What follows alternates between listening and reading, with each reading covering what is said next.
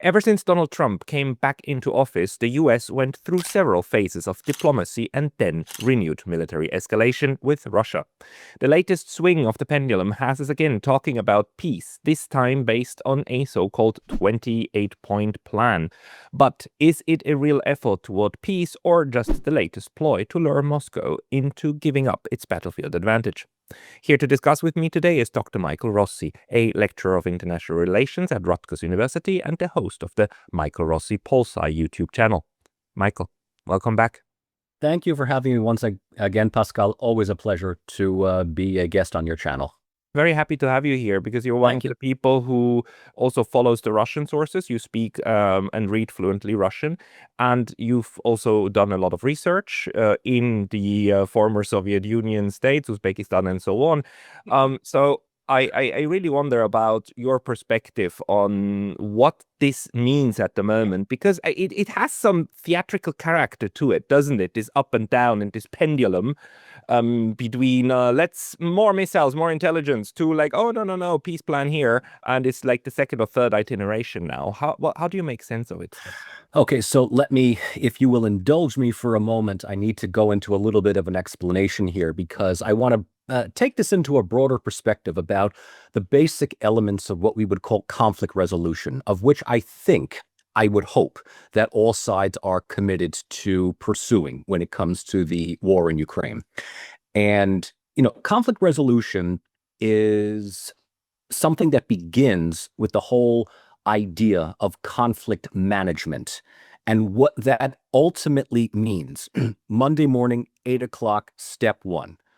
Stop the fighting, stop the killing, stop the battle, stop the war. What do we need to do to end the war? This is something that all four sides, the Ukrainian side, the Russian, the American, and the European side, want.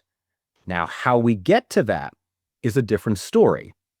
Right now, the big radio chatter is the so-called 28-point Trump peace plan for Ukraine that, if you've looked at, I've looked at, largely gives Russia what it has been wanting for the last 4 to 5 years.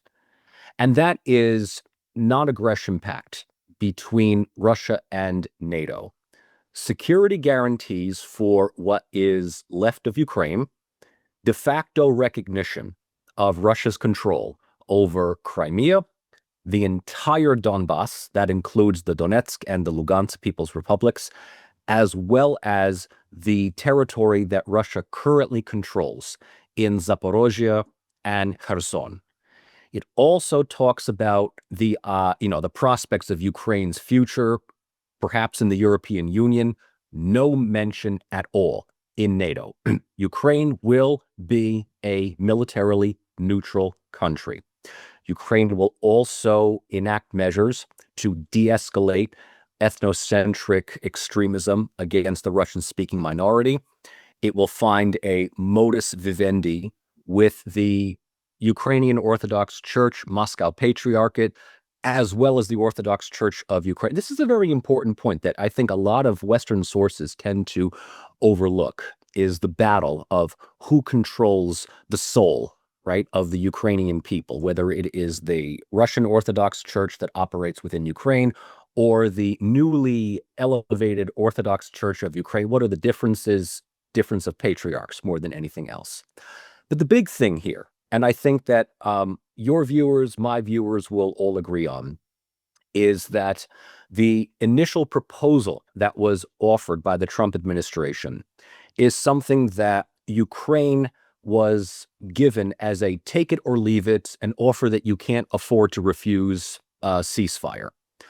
If Zelensky agreed to these terms, the war would end, but his tenure in office would be over. Ukraine would effectively have to capitulate and lose vast amounts of territory to its eastern and southern parts. And Europe would effectively be nothing more than a bystander. What we understand in the coming days, and I'm glad that we've had this conversation, at least 24 to 48 hours since the leaking of this information is that the EU has issued a series of amendments, revisions to these 28 points, either augmenting or deepening the the meaning of each of these points, eliminating as many of them as possible to keep Ukraine somehow in the fighting. What the amendments do is leave Ukraine's membership in NATO on the table as an ambiguous idea to consider. It takes off the idea of recognizing Russia's de facto control over Crimea and the Donbass. So it does everything that it can to affirm Ukraine's territorial integrity of its 1991 borders. It ups the number of Ukrainian defense forces from 600,000 to 800,000. And it also puts Ukraine under a special blanket protection package of NATO's Article 5, in which NATO will not be a member of Ukraine, but as long as the ceasefire and the peace agreement holds, and as long as Russia does not escalate the tensions, NATO will not see any additional incursion into Ukrainian territory as an attack against its own. This is one of the major revisions that I think came out of the Geneva edits, and that is sort of giving Ukraine an honorary Article 5 to its non-NATO membership. Now, the big question that I think we should discuss is whether or not these revisions are going to be accepted by the Kiev government, and whether this is something that can be honestly presented to the Russian side as a basis for ceasefire negotiations. I might be the pessimist here, but I just don't see any changes coming from the European side as anything Russia would even remotely take seriously. No. In one of the issues is, and a couple of people here in the YouTube commentariat have pointed that out, that the original 28-point plan already has elements that Russia already basically rejected before. One of the things, I mean, okay, that's not something that they explicitly rejected, but the money part of all of the hundreds of billions of frozen Russian assets that are supposed to somehow go into reconstruction, which then to 50% shall be US owned and things like that. But on the other hand, like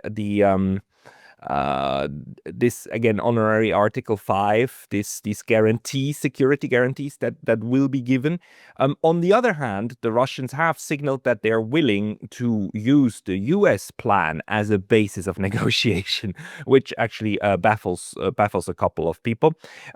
That's the first thing. So I would also say, like, the European version is completely out of the question. It's like, yeah, you Europe and what army? That's the Europe is in some sort. It's really weird how they keep talking. Russia must lose. We must protect. Yeah, you and who? I mean, it drives me crazy. But let's put that aside. We can spend some time talking academics, and then if you really want to get personal, I think you and I are going to be on the same page. It's what are you envisioning? What are you envisioning? Yeah, maybe let's put it aside. Your thoughts on the points that already in the original plan are very dubious whether the Russians can accept it, and we know that also because Vladimir Putin had a meeting in his Security Council about 3 days ago that he chaired, and he took a question which was clearly planted, and he said more or less literally that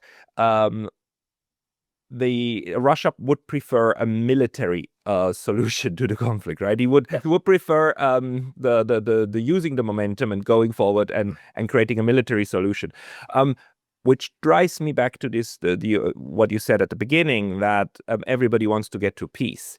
I kind of doubt that. There are, I mean, and I don't want to accuse the Russians of this, but I certainly want to accuse certain factions of America and the neocons, the Anne Applebaums and so on, of, just wanting to use this as a moment to then fire even more missiles at Russia. War, what is it good for? The economy, the industry, the military-industrial complex. I mean, we are people's fantasies, there's people. Absolutely. So, and these people are in power. So on both sides, we still have very strong logics that actually drive the conflict. Yes, you're absolutely correct. And let's be honest here. I mean, Europe has been one of the most hawkish elements within this. And they have one argument that is, I wouldn't say impossible to, counteract, but one that, certainly, it tugs at the heartstrings of many people's opinions. And that is, Ukraine was invaded by another country. And the territory that this other country has controlled has now annexed it to its own territory. I mean, this is imperial expansion. And, you can talk about whether or not Russia was justified in intervening, whether Ukraine was a proxy dupe for all of this, whether NATO is ultimately, the primary agent in escalating a security dilemma with Russia. The fact that, and I have to be very honest here, the fact that Russia has decided to control and annex territory from another country to its own sovereign control is one of the primary elements why both NATO and the European Union have put their entire stock, their reputation, their ideology on the line in defending Ukraine's territorial sovereignty. Because if the 28-point plan is to be implemented, and we have evidence, take it for however way that you want, Pascal, take it however way that you want, but the radio chatter, at least from the Telegram channels that I have been looking at, is that left to their own devices, Zelensky, Umarov, Ukraine's Minister of Defense, was ready to write off territorial concessions if it meant A, an end to the war, B, solid American security guarantees for its longevity, and C, eventual incorporation into the European Union. It's not something that they want to make public. And if I also can, just share for the sake of argument what we're getting from the Telegram channels, and this is not from the Russian side, this is from the Ukrainian side. Zelensky was told on no uncertain elements by, members of the more hardline elements of the people that influence the government, the military, and whatever. If he signs this peace deal, he has 24 hours left to live if he's still in Ukraine. This is a death sentence. He is signing away at least 20% of Ukraine's territory. And so he had better have his plane gassed up, the money in the sacks, and whatever dacha that he plans on running off to in the US or the UK, all secured. Because if he signs this, he's done, right? He's absolutely done. So it's not a surprise that the Kiev government is going to reject the original points of the 28-point proposal, because it effectively gives Russia everything that it wants, including Ukraine's long-term neutrality, NATO's halting of any expansion. If you look at the 28 points, it doesn't say this explicitly, but it mentions that NATO will not extend further than what it is now. It doesn't say it will not include Ukraine, Georgia, Moldova, even Armenia, but put two and two together. And what it effectively means is that NATO stops exactly where it is. Now, for those of us that are, more willing to accept the realities of a multipolar world and to accept the idea that the outbreak of conflict in Ukraine was in no small measure done at the responsibility of NATO's expansion and its just disregard for Russia's security needs, this is actually a major victory as far as Russia is concerned. The thing that I have been saying and we've had this conversation multiple times, both you and I on this channel. I've said this elsewhere with either James Kerlinzy, with Piotr, with whoever, is that one of the big drawbacks to a state that operates on liberalist foreign policy is that they take their ideology, that they are in the moral and legal right against everyone else. And they will nail that ideology to the wall. They will nail their reputation to the wall, which is the reason why Europe cannot all of a sudden accept this deal, because it means that they lost. It means that it acknowledges the realities on the ground. And the realities are, whether you or me or the viewers watching this want to acknowledge it, Ukraine has lost. Russia has the upper hand. The United States is looking to end this conflict, whether you agree with Trump or not, in a take it or leave it scenario. If Trump is to be taken seriously, and I'm 50-50 on this as an American, Trump's mood changes by the day. But right now, the understanding is to Ukraine, take this deal. It's the best deal you're going to get. Or if you say no, we wash our hands. You're no longer our problem. Maybe Europe can help you.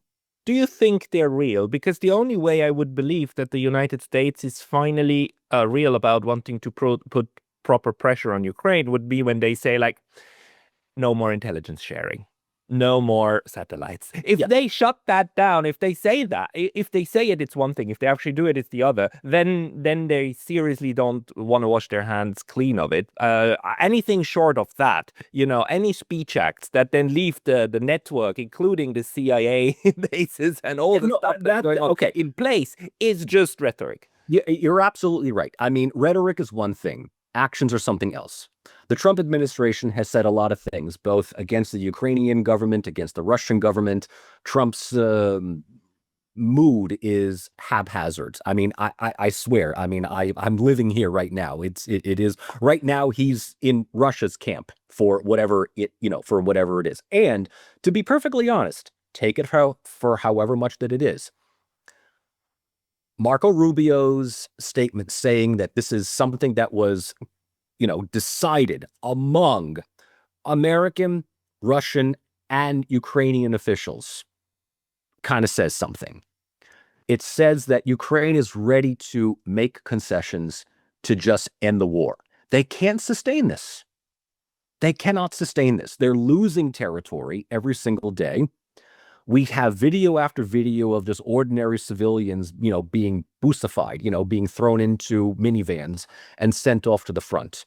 If they're lucky, they surrender and they move over to the Russian side. If not, they fight and die. I mean, it's a bloodbath. They're being sent into Pokrovsk. They're being sent into Mirnograd to do what? I mean, at the risk of, listen, I mean, I can kind of go a little bit off, tangent here as an academic here, but I think you and I will both agree. I mean, at a certain point, I understand the need to defend your country's territory. I get it.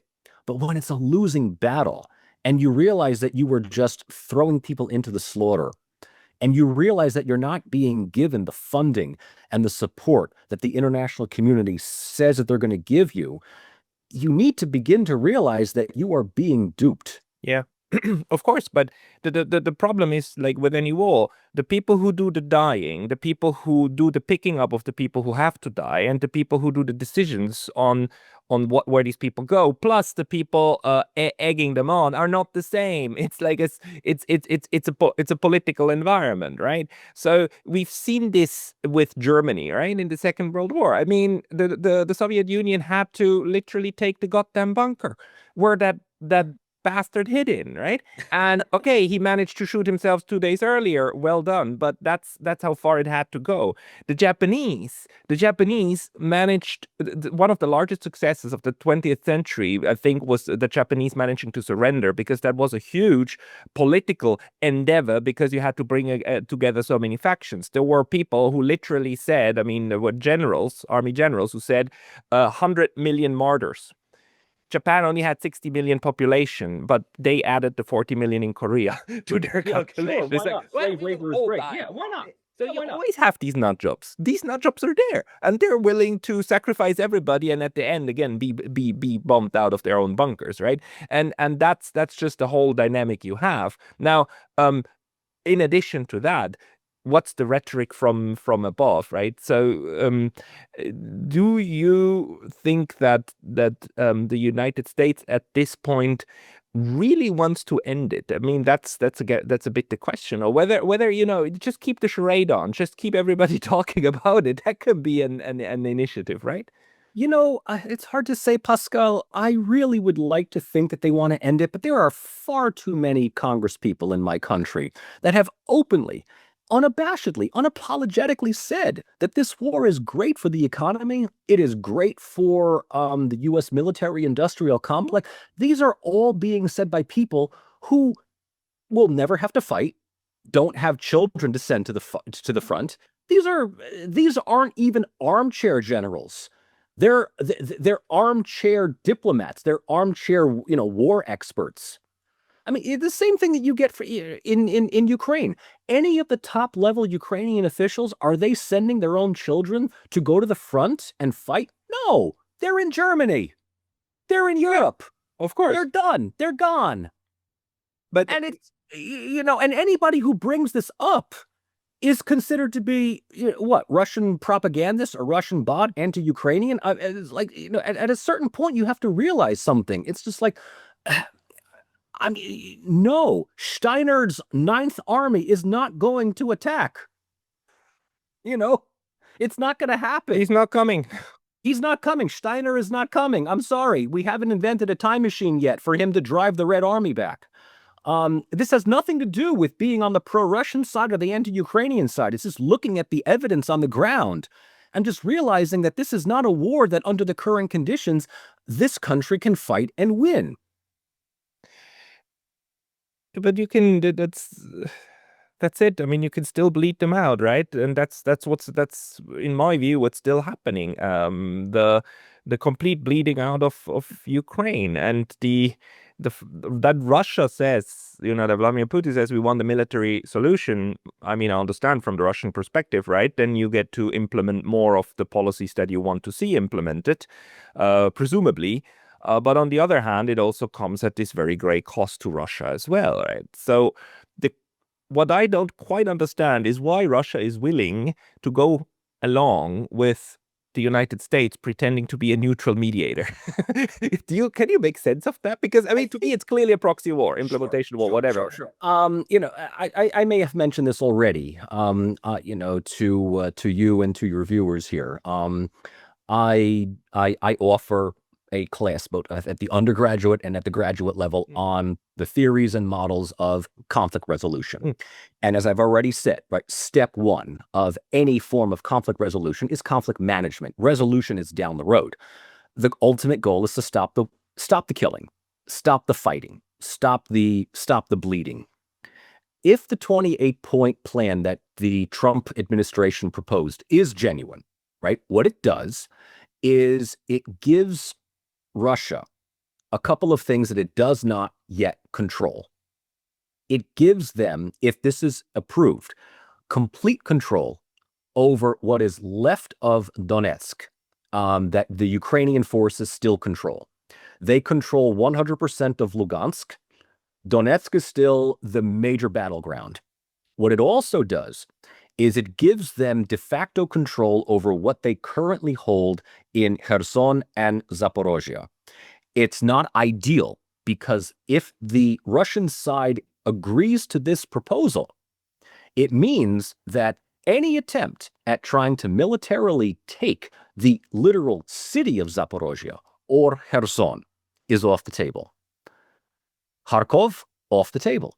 Odessa, off the table, right? When you kind of look at what Russia's goals might eventually be, right? It's taking all of these four and then just taking Odessa, making a Western run towards Transnistria and calling it a day. If Russia was to take Odessa, game over. They control Ukraine's economy. It's done. It's gone.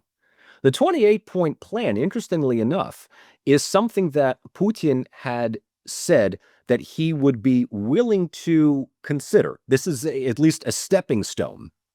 But what it also does is it severely hamstrings Russia's further military incursion anywhere other than the Donbas region. So that guarantees Ukraine's future control over two major cities, Kharkov and Odessa. It also maintains their de facto control right now over the cities of Zaporozhye and Kherson, of which Russia did control Kherson 2 years ago and pull out. It puts the Zaporozhye nuclear power plant under joint international control. Russia's going to be making a couple of concessions within all of this. It's, the statement that Putin made to his Security Council a couple of days ago, which again, shameless plug to my channel. I had translated a few bits of it. I haven't been as active on my channel as I have in the last couple of months. Just full disclosure, I'm just working like crazy, working, grading papers and whatever. I'm, full-blown academic here. But what Putin did say, right, is that this is the best offer that Ukraine has for the time being. If they refuse, Russia's more than willing to continue the war and will continue to just take territory, even outside of the Donbas area. And yes, we have heard, radio chatter here and there about whether there will be a spring campaign to either, take Kharkov, or whether it will be to retake, Kherson or Zaporozhye. The point here is that, as sobering as it may seem to some, every peace agreement that is presented to the Ukrainian government is the best scenario that they have given the current situation. It is worse than the previous one that was presented, but the understanding is that the next peace agreement in a couple of months, if not a year, could be even more draconian. And Lavrov has been, take him for how he, for who he is and what he says. But, Lavrov has gone on record multiple times by saying that within the first month of the outbreak of the war in 2022, there was an effort by the Russian and the Ukrainian side to meet again in Istanbul to talk over a ceasefire. And they had reached an agreement. They reached an agreement, and then suddenly the UK steps in and says to Zelensky, don't sign, don't implement, we'll bail you out, we've got your back. And it was a Faustian bargain that ultimately backfired. Right, but do you need the Ukrainians to agree? I mean, if the Americans and the Russians agree on 28, 38, whatever points, they make an agreement, and that agreement says the US takes away all intelligence and military sharing, sells no more weapons to Ukraine, period, full stop. Yeah. And then the Russians just, even if the Ukrainians keep fighting, the Russians just create a zone of control, and that's where they then patrol stuff. Why would you need the Ukrainians to agree to this? Because we don't want another Munich conference. That's the whole thing. We don't want a Munich scenario where Ukraine is not even at the table. I understand exactly what you're saying, in that, given the language that you just mentioned, the 28 points is not even a peace agreement. It is an ultimatum by the United States to Kiev by saying, you agree to this and we've got your back for the foreseeable future. You reject it, we wash our hands. We're done. If Trump agrees to that, right? I can actually understand Zelensky to a degree in thinking that Trump is wishy-washy. He'll say one thing, he'll change his mind, he'll do this, he'll do that. If the United States sticks to its guns and says, if you don't agree to this, we pull out all financial support, all intelligence, everything. You're on your own. Have at it. Have fun. Okay. If you can survive on Europe's dime, go ahead. No, they If can. not, we know this. Yeah. I mean, let's talk about this. As much as, you are from Europe, I have European links. When in the last 35 years has Europe actually ever lived up to its promises for security?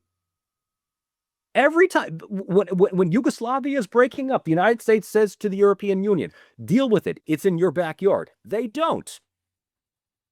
I would say there's more to argue about this one, because Yugoslavia, actually there was a U.S. interest in this. The Europeans, in their defense, they did try, okay.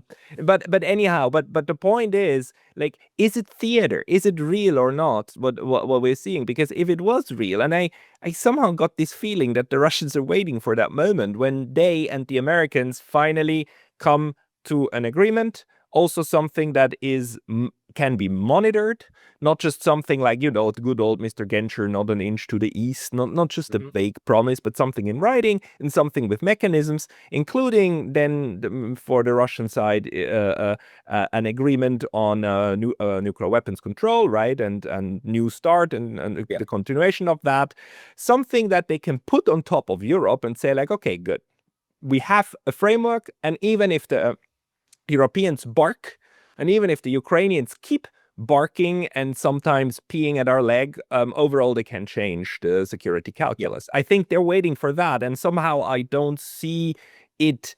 I mean, we see the United States circling in toward it, I believe, but we're not there yet.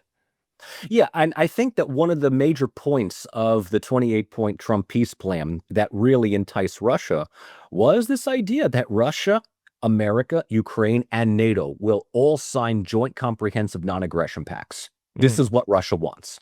They want in writing a guarantee that NATO will not expand anymore 1 inch to the east. Do they expect NATO to follow suit with that? Remains to be seen. We have to also think about this, right? And I've looked a lot into the rhetoric of Russian foreign policy since the Munich Security Conference of 2007, right? And so you have this one narrative, and that is that as far as Russia is concerned, Putin has said this, Lavrov has said this, Peskov has said this. In less diplomatic terms, Medvedev has said this, but, he's side point. Medvedev is, I think, kept there just for comic purposes. But Putin, Lavrov, Zakharova, Peskov, they've all said the same thing. And that is, Russia cannot trust the West to keep its promises. Yes. Russia has made verbal agreements with the West before that the West has absolutely violated, ignored, what have you. My guess, and this is as good of a guess as anybody can have. I just say this with full disclosure. I am an academic. I am not a military expert. I don't have any particular ins to classified information in the Kremlin. What I can say is this. At the absolute best, my opinion is that both Putin and Lavrov understand that Trump, as erratic and as self-interested as he is probably the best guarantor of some non-aggression pact between the U.S. and Russia. Maybe not NATO, but all the U.S. has to do is tell NATO what to do, and the rest of Europe falls into line. I think that there's this understanding, right, that Europe barks a lot, but ultimately does what America tells it to do.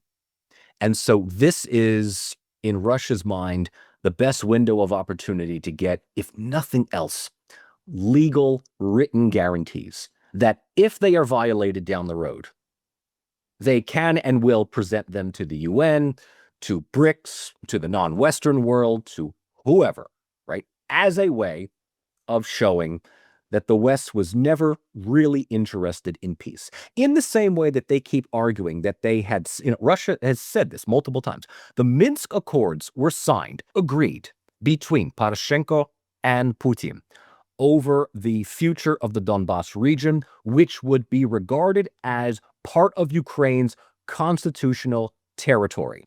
It would be given autonomy. It would have specific exclusive economic rights to Russia. There would be local elections to vote for local self-government.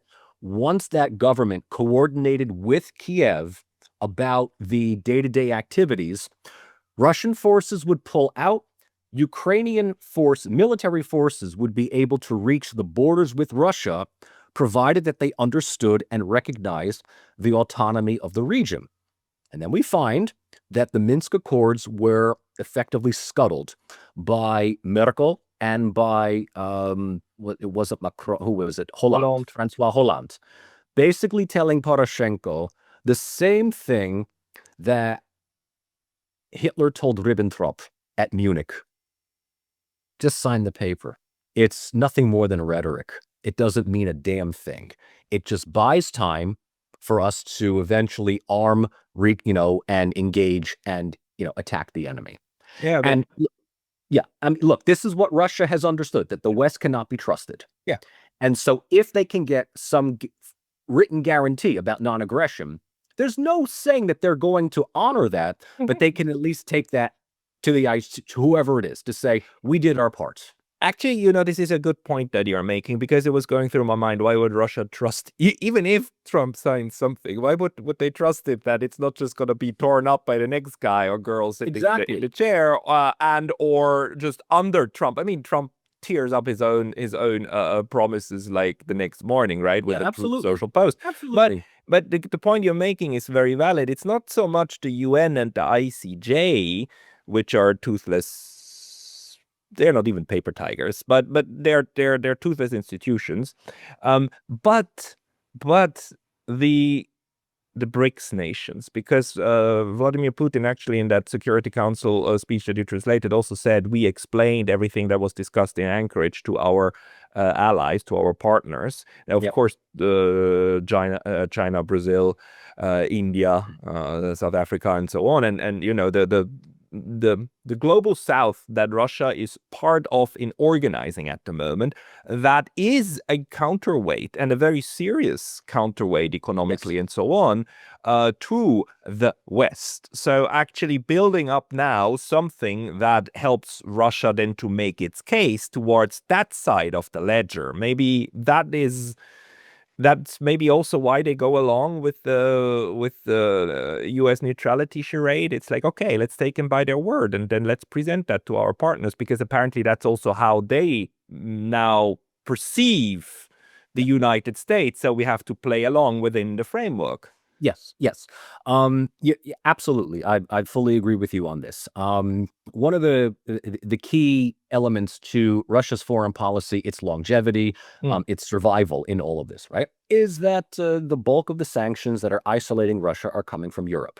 Yes. India doesn't care. China doesn't care. BRICS doesn't care. BRICS is expanding for this matter. And Russian foreign policy, I think, has been quite successful in providing an alternative narrative to that of modernity and industrialization does not have to come from the West. Right. This is something that we can agree with, we cannot. It's there. It is tangible. And in this situation, it absolutely acknowledges the realities of the multipolar world. And that is the reason why Europe today sounds like a toothless tiger. It sounds, from what this was yesterday or today or whatever, the current Chancellor of Germany, Friedrich Merz, who I have to just acknowledge, Merz does one thing very, very good. Merz does one thing. Tell me what that is. He proves to everybody that Scholz was not the most incompetent chancellor that Germany has had in recent memory. That's true. Well, that's quite a feat. Wow. It's good. I have to give credit to Merz. I didn't think that you can get any lower than Scholz. But Merz was all about like, oh, we have no intention of inviting Russia back into the G7, which will be the G8. I'm like, I don't recall Russia ever wanting to be back in G7, G8. As far as they're concerned, they're hanging out in G20. They're hanging out in BRICS. They don't care. It's like I'm sorry to mention this because I'm not necessarily Europhobic by any stretch of the imagination. I mean, I have a lot of friends and colleagues. I have family that still lives in Europe. But I mean, Pascal, I have to ask you this: can you name anybody in Europe right here, right now, that actually inspires some kind of like genuine optimism for like leadership and inspiration? Claire Daly. And she was voted out. She was voted out of the European Parliament, the Irish representative, because of a massive campaign against her in her constituency. She does because she has. I mean, she would probably sign everything we just discussed about. Sure, There but are how a couple dare- of people, but there. How dare she point out the painfully obvious? Yeah, no. In the actual leadership positions, Europe is at its lowest point in 500 years. I mean, I have to give credit to Kaya Kallas for one thing also. She does on a 24/7, she makes it painfully known that Ursula von der Leyen is not the most incompetent person. No, and she's not alone. I mean, it's this point where it's basically pointless discussing them because they even if there was an agenda, even if they had an agenda, it would be a stupid agenda because it's just dumb. It's just Europe is just in a complete disarray, and Jan Oberg actually often calls it, a moment of kakistocracy. Yeah, leadership of the dumbest. Look, whether it's Jan or Glenn Deason or our colleagues, Petro and Nikolai Petro or anyone else, what I'm trying to get at here, and I think that if you disagree with me, please let me know.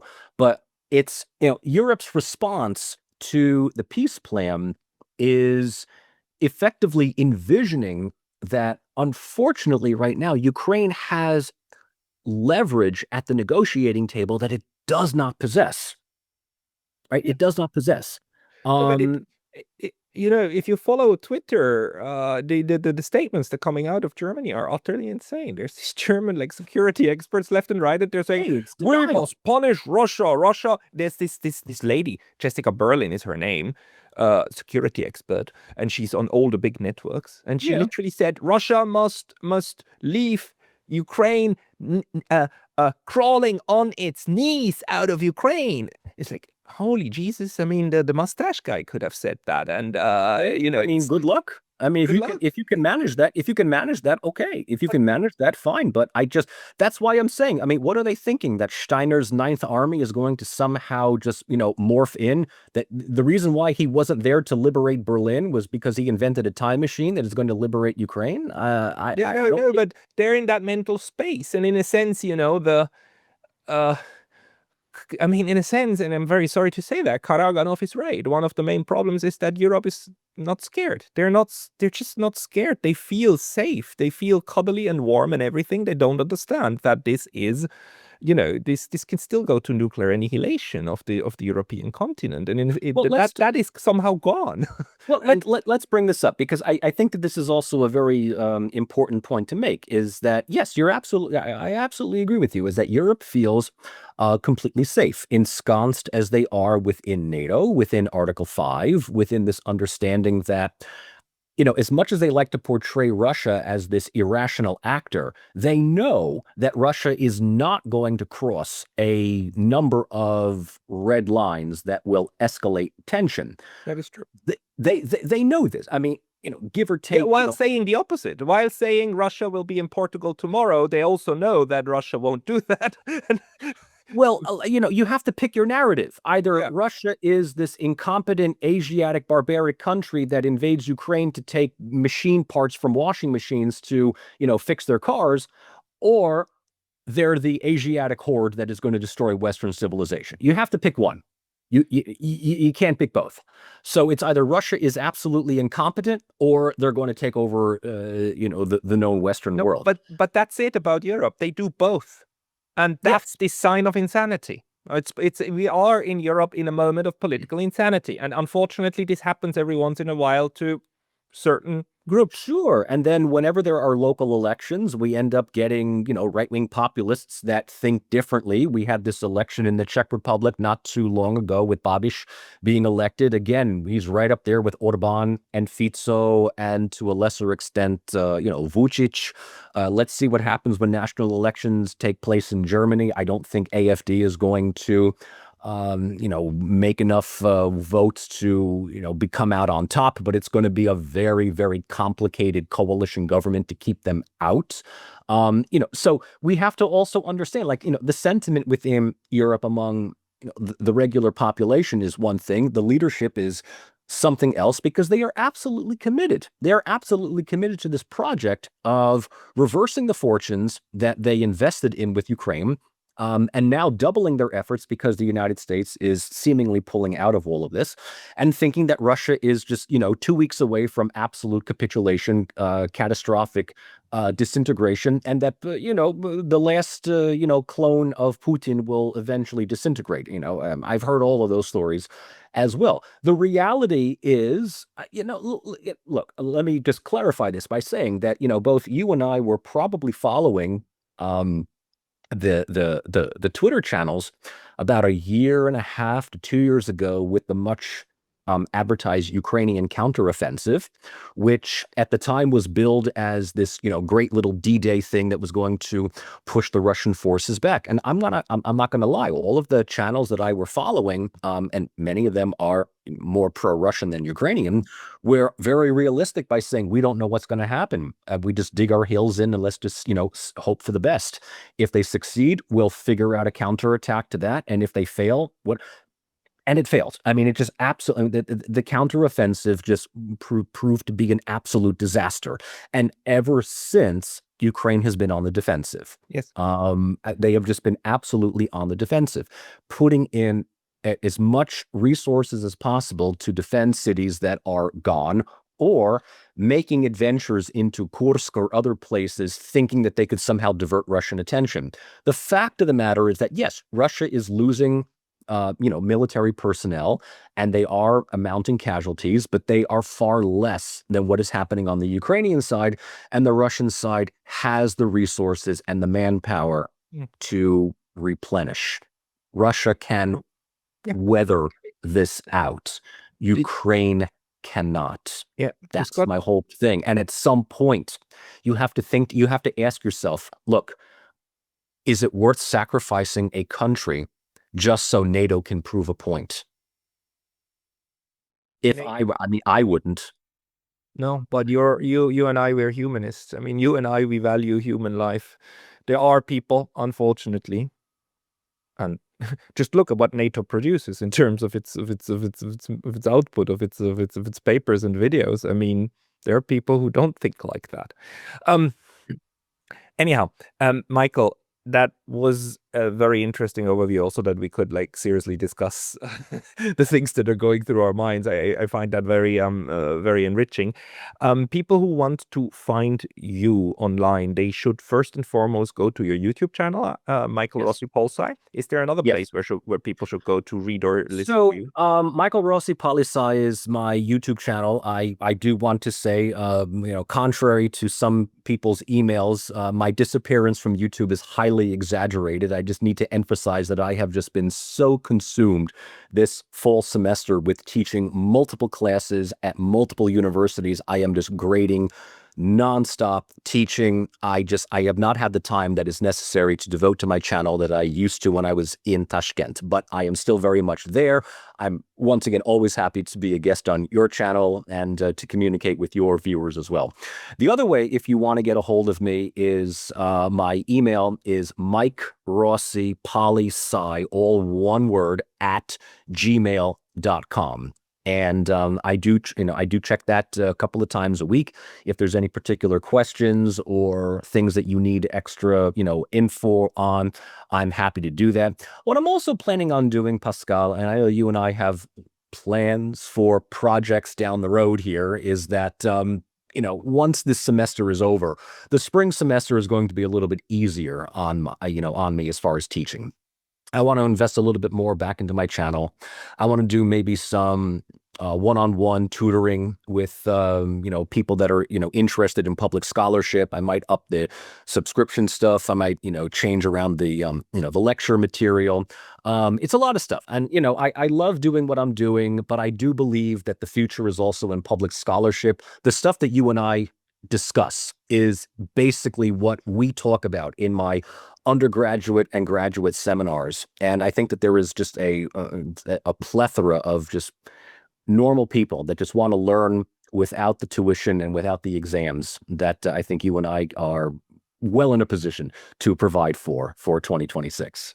Yeah, because we must say, I mean, one of the things lucky for us is that public media, the mainstream media, doesn't do that job anymore. So there we go. We've got we've got things to do. I love the fact. I love it. I love the fact that all I got to do is just do what I do in classes, and people either love it or they hate it. But if you love it, thank you. If you hate it, tell me why. Maybe I'll fix it. I don't know.